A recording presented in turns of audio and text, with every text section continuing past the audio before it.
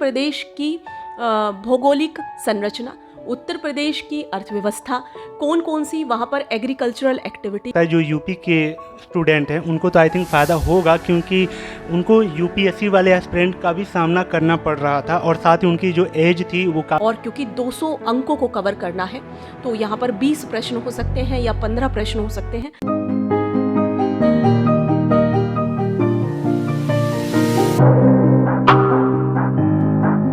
Hello students, welcome to your channel स्टूडेंसी।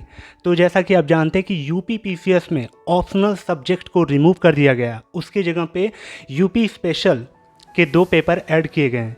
इसका effect क्या होने वाला है, किन बच्चों को फ़ायदा होगा और किसको नुकसान होगा, साथ ही उनमें कौन से फैक्टर्स हैं जो पूछे जाने वाले हैं, ये सारी बातें आपको मैम बताएंगी, जिनका एक्सपीरियंस लास्ट 5 साल का है, जो कि यूपी पीसीएस और यूपीएससी जैसे एस्पिरेंट को मेंटरशिप करा चुकी है। और साथ ही मैम बहुत सारे संस्थान जैसे मुखर्जी नगर में जो टॉप के संस्थान हैं उसमें मैम ज्वाइन की थी, और साथ ही एग्जामपुर का आपने नाम सुना होगा, वहाँ पे मैम इकोनॉमिक्स के भी लेक्चर्स यूपीएससी को स्पेशली पढ़ाती हैं। मैम मोनिका मैम, सबसे पहले आपका स्वागत है चैनल। जी, थैंक यू सो मच, धन्यवाद आपका। और जैसा सर ने अभी बताया कि एक बहुत ही अहम फैसला कैबिनेट ने दिया है उत्तर प्रदेश की। हालांकि अभी जो आधिकारिक अधिसूचना है या नोटिफिकेशन है ऑफिशियली, वो आना अभी बाकी है, परंतु यह ऑलमोस्ट तय हो चुका है कि उत्तर प्रदेश में जो अभी एक वैकल्पिक विषय मुख्य परीक्षा में हुआ करता था, 200 अंकों के 2 प्रश्न पत्र यहाँ पर होते थे जो कि सब्जेक्टिव होता था। उन प्रश्न पत्रों को हटा करके उत्तर प्रदेश विशेष ये 2 प्रश्न पत्र जोड़े जा रहे हैं मुख्य परीक्षा में। मैम थोड़ा बात करेंगे आपके बारे में, हम जानना चाहेंगे, अगर थोड़ा आप अपने बारे में थोड़ा ब्रीफ जान। जी, मेरा नाम मोनिका सिंह है और मैं मुखर्जी नगर के कई संस्थानों से ऑनलाइन और ऑफलाइन जुड़ी रही हूँ यूपीएससी और यूपी पीसीएस जैसी परीक्षाओं की तैयारी में। मेरा ग्रेजुएशन में बीएससी और उसके बाद में मैंने एमए किया है 3 विषयों में अलग अलग। मेरा एमए हिंदी साहित्य में है, राजनीतिक विज्ञान में और अर्थशास्त्र में भी मेरा एमए यानी कि मास्टर डिग्री यहीं दिल्ली से हुआ है। साथ ही साथ मैंने यूपीएससी और यूपी पीसीएस में एक लंबा समय अपनी परीक्षाओं में और साथ ही साथ अध्यापन में भी एक अच्छा समय मैंने गुजारा है। ओके मैम बात करते हैं यूपी पीसीएस के ऑप्शनल को लेके। तो आप जैसा कि आपने बताया कि रिमूव हो चुका है, इसका इफेक्ट किन बच्चों पे ज़्यादा पड़ेगा, मतलब किनको ज़्यादा ये नुकसानदेह हो सकता है? अच्छा, नुकसानदेह की अगर बात करें, देखिए सर, हर चीज़ के 2 पहलू होते हैं, कहीं पर फ़ायदा कहीं पर नुकसान। तो इस प्रश्न पत्र से भी किन्हीं को तो बहुत फ़ायदा भी मिलने वाला है और किन्हीं के साथ में थोड़ी सी यहाँ पर नुकसान की भी बात हम कर सकते हैं।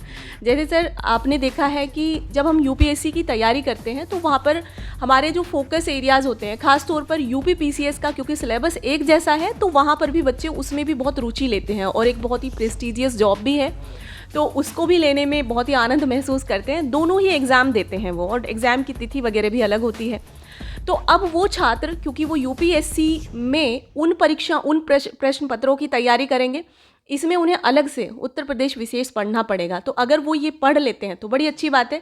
अन्यथा जो अन्य राज्यों के स्टूडेंट्स हैं, जैसे आप हरियाणा, बिहार या अन्य जितने भी हमारे 7-8 हिंदी भाषी राज्य हैं, उनके छात्र अब उत्तर प्रदेश विशेष की अलग से तैयारी करेंगे तो बेनिफिशियल है, अन्यथा उनके लिए कहीं ना कहीं ये नुकसानदेह हो जाएगा। इसका मैम ये इफेक्ट हो सकता है जो यूपी के स्टूडेंट हैं उनको तो आई थिंक फ़ायदा होगा, क्योंकि उनको यूपीएससी वाले एस्पिरेंट का भी सामना करना पड़ रहा था और साथ ही उनकी जो एज थी वो काफ़ी तेज़ी से निकल रही थी तैयारी के दौरान, तो हो सकता है उनको फ़ायदा हो सकता है। जी बिल्कुल, जैसा आपने एज एक फैक्टर बताया, यूपीएससी 32 इयर्स सामान्य वर्ग को देता है, वहीं पर उत्तर प्रदेश पीसीएस जो है 40 वर्ष देता है। तो जब उनकी यूपीएससी की एज निकल जाती है, जो यूपी पीसीएस करते हैं, या किसी का तो पहला ही ड्रीम ही वही होता है कि मुझे अपने ही राज्य में रहना है, वो कोई बात नहीं, पर ऐसे स्टूडेंट्स के लिए में बहुत ज़्यादा बेनिफिशियल हो जाएगा जब वो उत्तर प्रदेश के बारे में बहुत करीबी से, क्योंकि वो जानकारी रखते हैं और वो वहीं के निवासी हैं, वहाँ की संस्कृति, वहाँ का इतिहास, भौगोलिक उसका ढांचा, सारी चीज़ों का अध्ययन वह अपनी व्यक्तिगत ज़िंदगी में भी करते हैं, और उस चीज़ को जब अच्छे से पढ़ेंगे वो, तो उनके लिए वास्तव में काफ़ी अच्छा होगा। और ये उन निवासियों के लिए जो उत्तर प्रदेश से हैं उनके लिए वास्तव में एक बहुत ही सुनहरा मौका है। अतः इस तैयारी में तो जल्दी से जुट ही जाना चाहिए, क्योंकि जो परीक्षा है वो भी प्रस्तावित ही है। बात करते हैं जो नया फैक्टर्स जुड़ा है इसमें, जीएस यूपी स्पेशल, तो मैम ये ऑप्शनल से किस टाइप से ये भिन्न हो सकता है और इसको कैसे हम कवर करें? जी, जैसे अभी तो क्योंकि आधिकारिक अधिसूचना नहीं आई है, तो जो कयास अभी तक लगाए जा रहे हैं वो यही हैं कि इसका भी नेचर सब्जेक्टिव होगा। और सब्जेक्टिव की जब बात आती है तो आपको एक डेप्थ नॉलेज की बात आती है, यानी कि कोई ऐसी सतही नॉलेज से काम चलेगा नहीं। जैसे पहले भी उत्तर प्रदेश विशेष पूछता था, जैसे अगर हम हमारा जो फर्स्ट पेपर है उसकी बात करें या सेकंड की बात करें, थर्ड की बात करें, उत्तर प्रदेश की अर्थव्यवस्था के बारे में हमें थोड़ी नॉलेज होनी चाहिए थी। वो पूछता था, 2-3 सवाल वहाँ की इंडस्ट्री लोकेशन से आ जाते थे, नदियों से विशेष तौर पर, संस्कृति से या अन्य चीज़ों से 2-2, 3-3 प्रश्न आ जाते थे। परंतु अब जब 200 अंकों में पूरा एक प्रश्न पत्र 200 अंकों का पूछेगा तो वास्तविक स्तर पर यहाँ पर सतही जो ज्ञान है उससे तो काम चलेगा नहीं।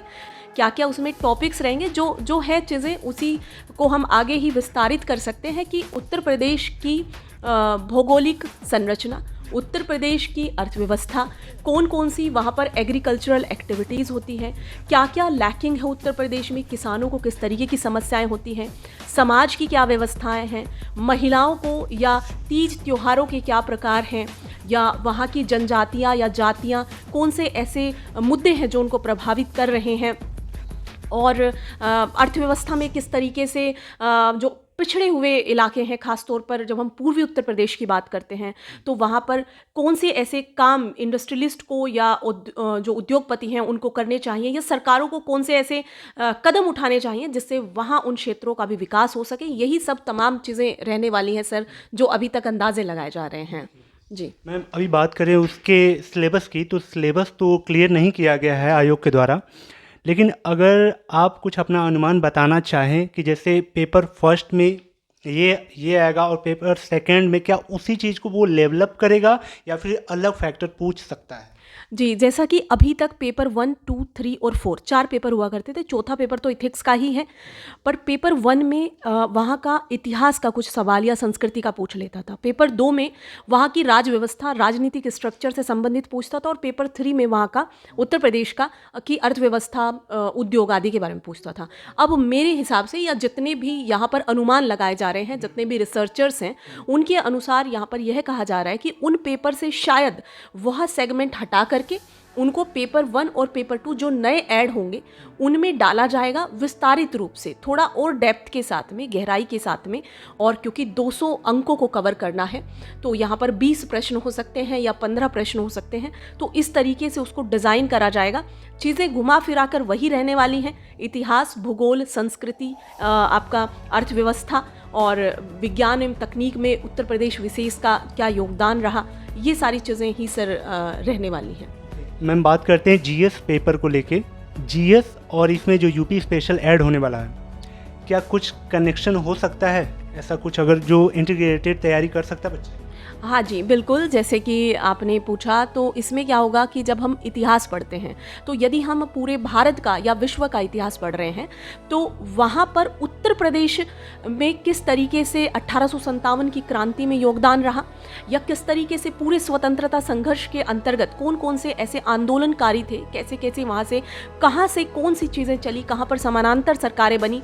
या जब हम बात करें राज व्यवस्था की, तो जब हम सेंट्रल गवर्नमेंट को पढ़ रहे हैं तो हमारे लिए बहुत आवश्यक हो जाता है कि राज्य आधारित किस प्रकार की राज व्यवस्था है। तो दोनों इंटीग्रेटेड वे में ही दोनों इंटीग्रेटेड वे में ही पढ़ी जाएंगी जब हम केंद्र की बात करेंगे और स्पेशली जब हम राज्य की बात करेंगे। वैसे ही ठीक हमारा रह जाएगा राज व्यवस्था में, अर्थव्यवस्था में, और हमारा जो इकोलॉजी है, सारी ही चीज़ों में हमारा इंटीग्रेटेड ही रहेगा। ऐसा नहीं है कि हम केंद्र की बिना पढ़े या एक समग्र रूप से बिना पढ़े हम वहाँ पर जंप कर सकते हैं, ऐसा नहीं होगा।